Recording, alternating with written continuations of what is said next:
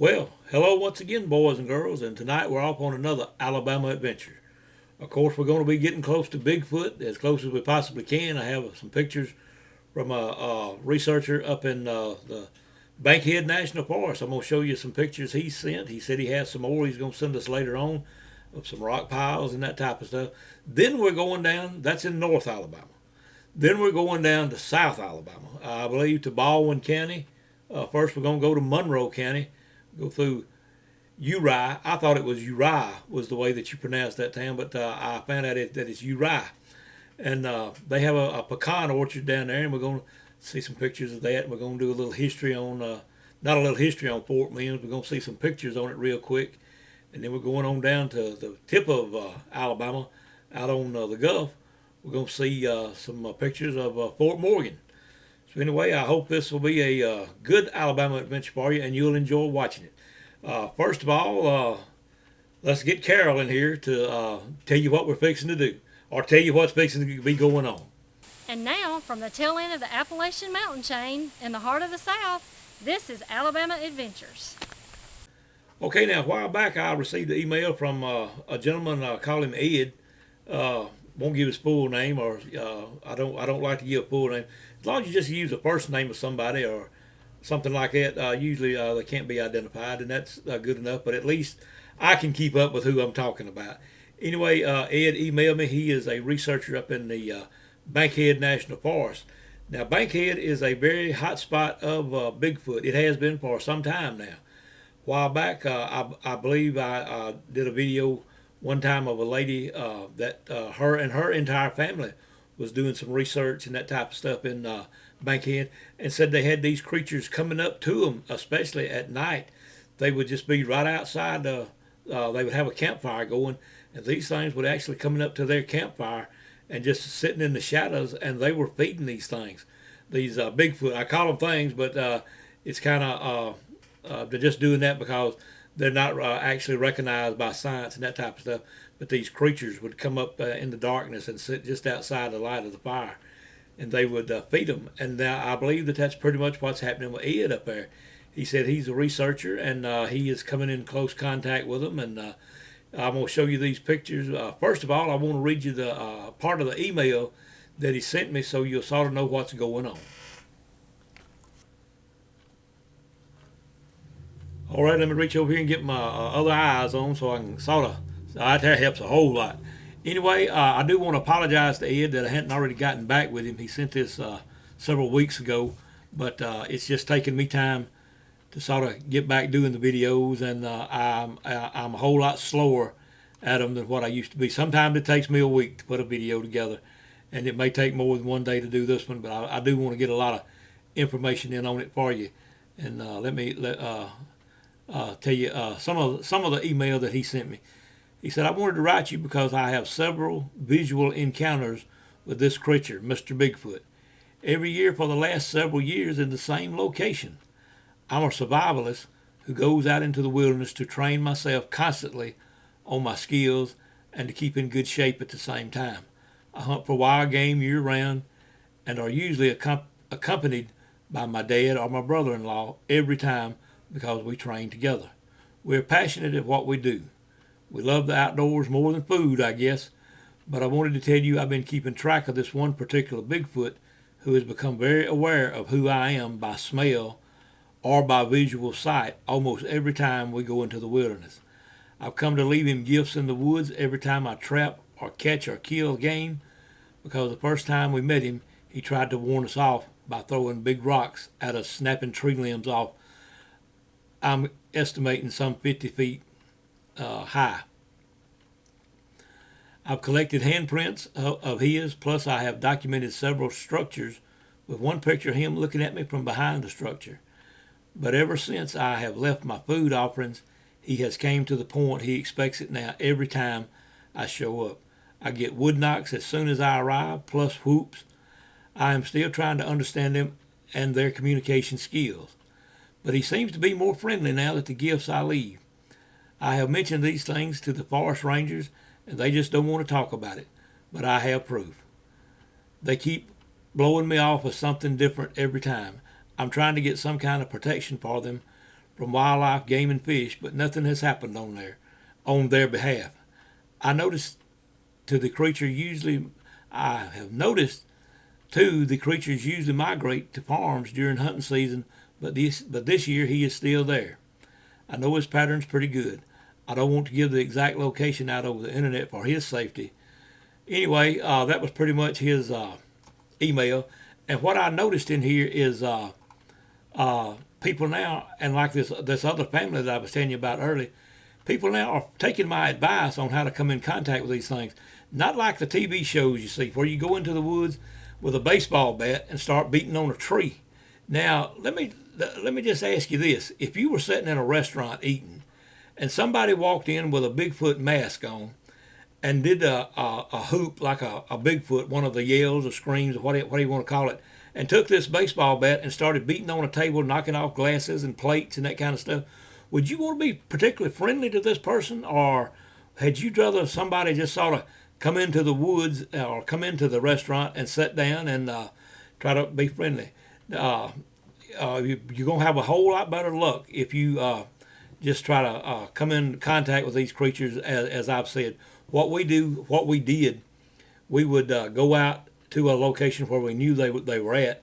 We would take a chair. We would sit down behind the Jeep. That's back when I had my Jeep. We just sat down behind it and we just carry on a conversation.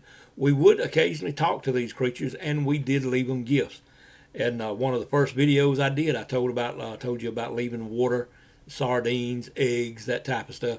This lures them in. It's just like catching a fish. You've got to lure it in. Just like with a fish, you can't take your fishing rod and go to beating on the top of the pond out there and expect fish to bite. They're just not going to do it. You have got to win their confidence. You've got to let them know that you're not there to harm them. And that's another reason. Let me scratch my nose, as I always have to do. But anyway, that was one reason that it came to me one night when I had some reports of people seeing wolves and coyotes, even deer accompanying these Bigfoot when they would see them like walking in the distance over a hill. That's where I come up with the idea to carry my dog Chico. And I would hold Chico in my lap and rub him and pet him and talk to him just like I do here sometimes whenever he's wanting you to hold him. And that, of course, Chico's gone now. But that, I believe, helped also. Now, don't carry a dog into the woods like a pit bull that's going to just bark at everything that comes along. You're going to have to find a nice-mannered dog that don't bark at hardly anything, and that's the way Chico was. And I believe that let them know that I didn't mean animals or any creature like that any harm. And they did begin to come closer when we were doing that. That's just some advice I thought I'd give you. You can take it if you want to. If you don't, it doesn't matter to me whether you see one or not. I know how I get to see them, and that's what I'm trying to pass along here. But you can't do like some of the TV shows. TV shows, I have found out in the ones I've done, are for entertainment. And it's whatever gets people to watch. People are not going to watch you sitting in a chair holding a dog on TV for just a few minutes. They want some action. They want something happening. That's why people go beating on the trees and all this type of stuff and shining them with lights and everything else. But that just doesn't work. You're going to have to do like what this man right here says. He goes out in the woods. He's fed them. He's lured them in. He has won their confidence, that type of stuff. And that's exactly what these other people that I talked to a while back, I talked to them a lot, and they were asking advice on how to see Bigfoot, and they were trying exactly what I said with the food and the trading and that type of stuff. So I did want to do a video with the pictures he sent because he seems like a very sincere researcher, and he is having good luck. And hold on just a second, and I'll get these pictures pulled up, and then I'll show them to you. Okay, now here's the first picture he sent, a print on the ground that he made.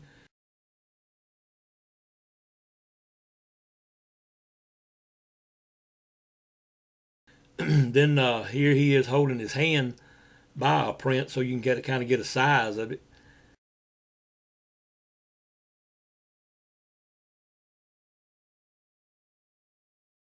And here's another picture of a print that he sent.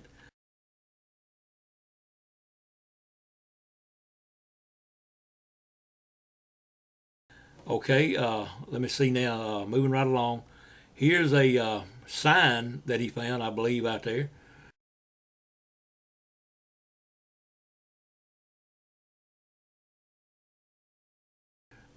Picture 4. Okay, now I want you to look very closely at these next two pictures I'm going to hold up. It looks like this pole has been wedged in between some other trees. And this right here is a very good sign. It could mean anything.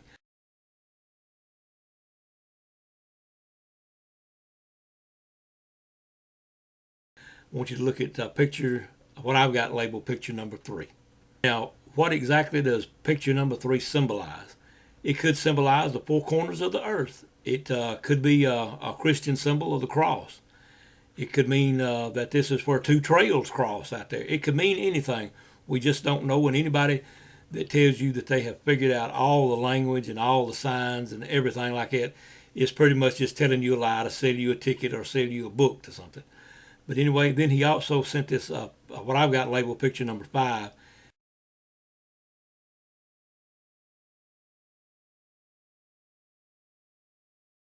It also looks like this pole is wedged in between some trees. So that lets you know that there are Bigfoot in the area, and this was some very good photos that he sent. Very glad to get them. Okay, now I have a little something I want to talk to you about and get your opinion on it. I'm going to tell you my opinion, and then you see what you think. But anyway, it's probably been a couple of so years ago. I talked to a lady up in Gunnersville, around the Gunnersville Lake area. She and her son, I've got a video about it. She and her son had got trapped in a deer stand one afternoon by a Bigfoot. It growled and screamed and stomped all around them, and they were afraid to come out of the tree because this was bow season, and that's all they had was a bow. And anyway, what she and I talked about in the interview that night, I can't remember the exact title of the video, but it's something about Gunnersville will be on the title of the video. But she said that she believed, after she had been in the woods several times and had come in contact, not close contact, but knew she was having some contact with Bigfoot, that she believed the wood knocks meant how many people were in the woods. And I hadn't got to do it lately, but after that I began going into the woods where I knew they were, sometimes by myself and sometimes with Dorothy, who helps me or has helped me a lot in the past with the Bigfoot research. Sometimes when I would go in by myself, I would hear one wood knock, one tap on a tree or whatever you want to call it. Then over to the left or the right or behind me or in front of me, I might hear another one. You might hear this several times, but it was what this lady believed it was one Bigfoot communicating to another how many were in the area, how many had come into their territory. And that's pretty much what Ed has come up with. He says every time he goes into the wood that he gets wood knocks. And Ed, what I would like for you to do is to kind of keep in mind how many wood knocks you hear whenever you go into the woods. Like if you're out there or if you're out there with your dad and your brother-in-law, do you hear like 3? And you may hear these 3 several times from several different directions. But I believe what it is from this research and this lady bringing it up to start with, that's why you need to come in contact with people that will be honest and talk to you about their findings, and the mystery will be solved. But anyway, keep up with how many wood knocks you hear when you go into the woods and how many people are in your party when you go in there. Not only Ed do that, everybody that's doing a little Bigfoot research might want to keep up with this same thing.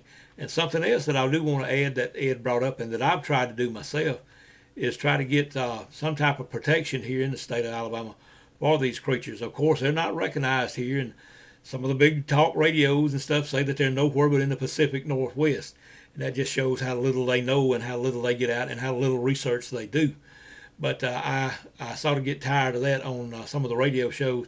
Oh, they're nowhere but in the Pacific Northwest. Yep, they're out there. We have a good video of Patty, so we know they're in the Pacific Northwest. We also have video of them down here. I have video of one down here. So I know they're in the state of Alabama. And as anybody else with any type of intelligence, you don't like to be called a liar, and I do not, and especially when somebody doesn't know what they're talking about.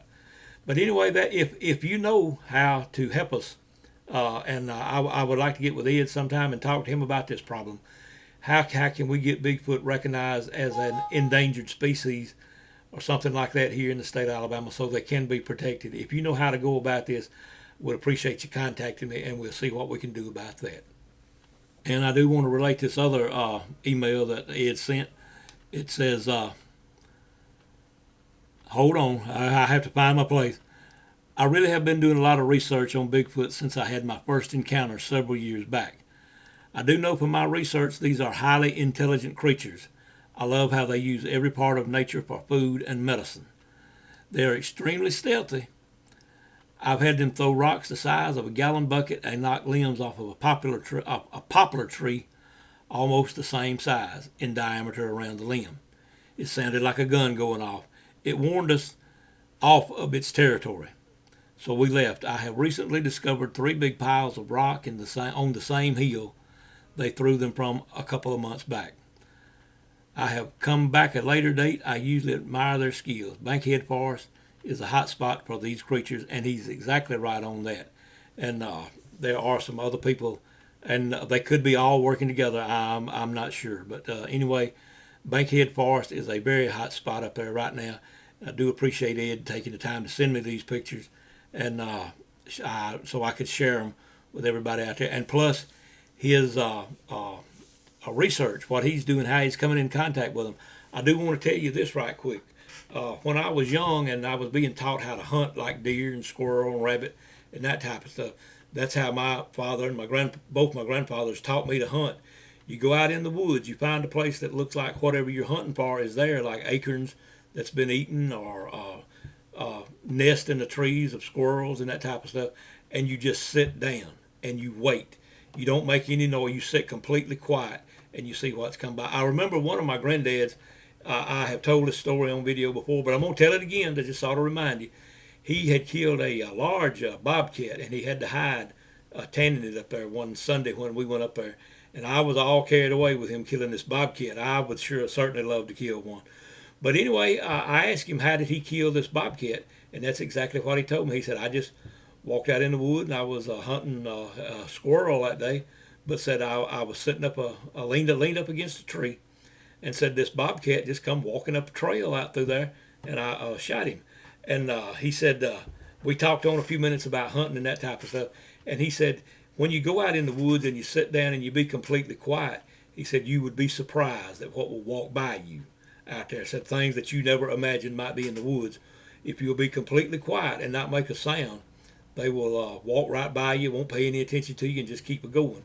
And it's the same way with Bigfoot, and that's how I began to come in contact with Bigfoot, being quiet out there when I was in the woods. And then, like I said, I did trade food with them. I say trade. I would leave them like sardines and eggs and water whenever we had a drought here in Alabama. And they began to leave me rocks and feathers and just all types of stuff, bones, just big pieces of bark, just all type of stuff. You can see that on one of the videos. Bigfoot Trading Post is the one that I told that all about. But anyway, now after we have seen some Bigfoot signs up in the Bankhead National Forest, let's go down to South Alabama and we'll talk about a little history.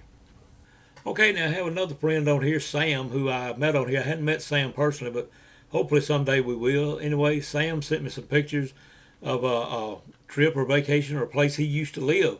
Anyway, I mentioned a time or two that I used to live in Atmore, Alabama, and I believe Sam and his family lived down there, and I'm going to show you a couple of pictures of that in just a minute. But first, what I want to do is we'll go down Highway 21 to Uri, I believe is the way it's pronounced, Alabama. A pecan grove, pecan orchard down there. Alabama has some very nice pecan groves around. What I'm going to do is show you a couple of pictures of the pecan grove and then the owner's plantation house. So let's look at those pictures real quick.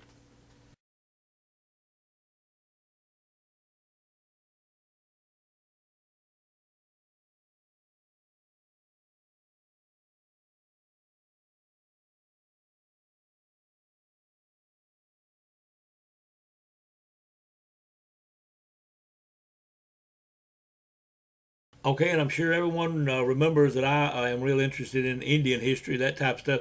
I do have some Indian ancestry way back up the line. Anyway, he also sent us some pictures of Fort Mims. Now, that's pretty much where the Creek Indian Wars got started, down there in Fort Mims. Of course, Red Eagle attacked the fort, and the Indians massacred everyone in the fort, except I think about maybe 100 or 200 people that they took captive and sold as slaves and that type of stuff. But anyway, let's take a look at these quick pictures of some pictures that Ed sent about Fort Mims.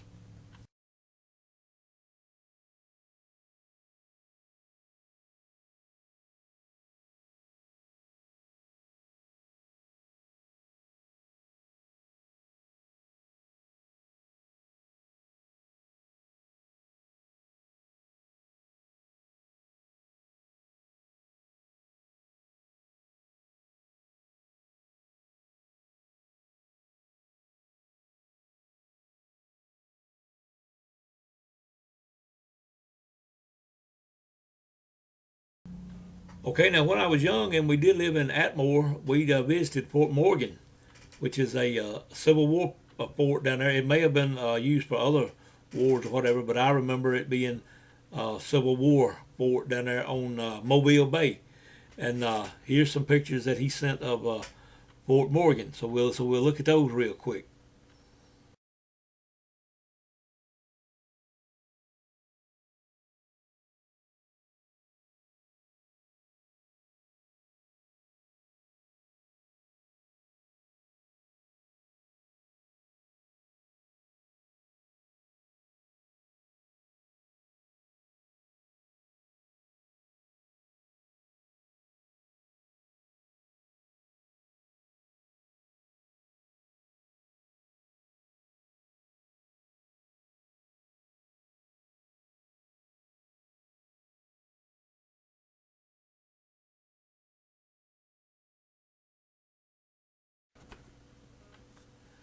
Atmore was a very nice town back when I lived down there. I hadn't been down there in probably over 50 years now, but we lived down there for about 2 years while I was in the third through the fifth grade. But anyway, Sam was nice enough to send me a picture of his mother, of his dad and his grandmother when they lived at Atmore, and I want to show you that real quick.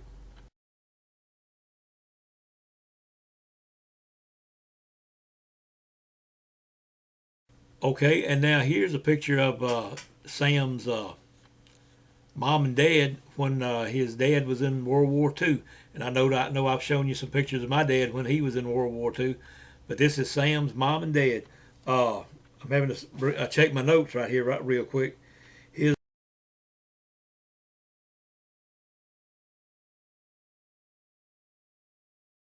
dad served in Italy and North Africa, and his mother was a Navy wave.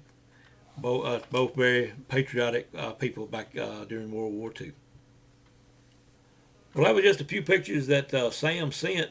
He sent another few pictures that I was going to show you some of those. But to just be honest with you, I couldn't figure out how to open them. But anyway, and I did want to get this video done.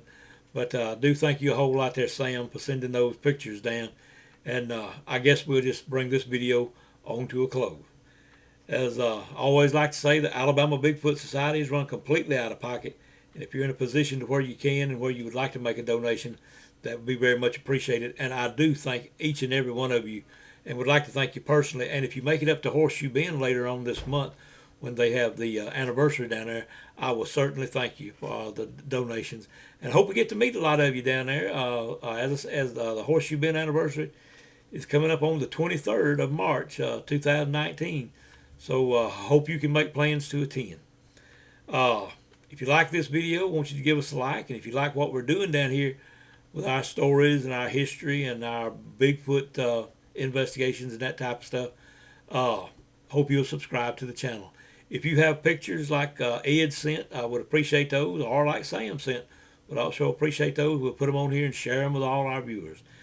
And I guess with all that being said, as Hank Williams used to say, good Lord willing, and the creeks don't rise, I'll see you somewhere on down the trail.